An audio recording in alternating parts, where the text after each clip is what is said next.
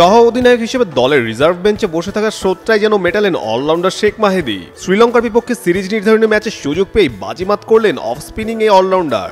তার স্পিন বিষে রীতিমতো কোপকাত লঙ্কান টপ অর্ডার। 4 ওভারে 1 মেডেন দিয়ে নেন 4 উইকেট, সেই সাথে করেন ক্যারিয়ার সেরা বোলিং। শেষে লঙ্কানরা দাসুন সানাগার ব্যাটে ভর করে বোর্ডে 132 রান তুলে জবাবে বাংলাদেশ ইনিংসের প্রথম বলে উইকেট হারালেও দলকে দিশেহারা হতে দেননি ওপেনার তানজিদ তামিম। তার মারকুটে ব্যাটিংয়ে বাংলাদেশ 21 বল হাতে রেখে রীতিমতো দাপুটে জয় তুলে নেয় শ্রীলঙ্কার বিপক্ষে। এদিন শ্রীলঙ্কার কাপ্তান চারিত আসালাঙ্কাও জানান, বাংলাদেশ দারুণ ক্রিকেট খেলেছে, কৃতিত্ব তাদেরই।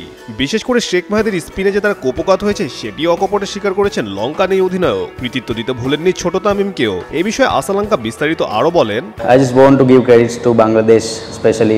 আসলে আমি চাইবো বাংলাদেশকে কৃতিত্ব দিতে, বিশেষ করে বোলারদের। মেহেদী অনেক ভালো বল করেছে, তারা দারুণ ফিল্ডিং করেছে, অনেক ভালো লড়াই করেছে।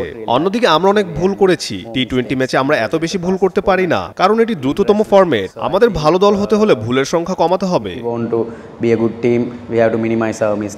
টসে জিতে আগে ব্যাটিং নেওয়ার সিদ্ধান্ত যে ভুল ছিল সেটিও উল্লেখ করে আসালাঙ্কা আরো জানান,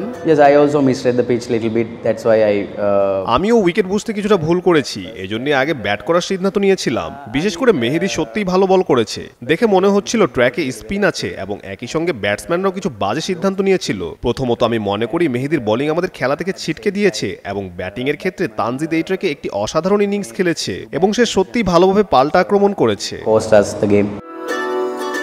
বাংলাদেশের জন্য এই সিরিজ জয়টি একটু বেশি স্পেশাল, কেননা প্রথমবারের মতো লঙ্কানদের বিপক্ষে সিরিজ জয়, তাও আবার তাদেরই ঘরের মাটিতেই। সেই সাথে সিরিজ শেষে টাইগারদের একেবারে খালি হাতেও ঘরে ফিরতে হচ্ছে না। এই জয়ের আত্মবিশ্বাস কাজে লাগিয়ে টিম টাইগার্স নিশ্চিত করেই ঘরের মাঠে চাইবে পাকিস্তানকে কাবু করতে।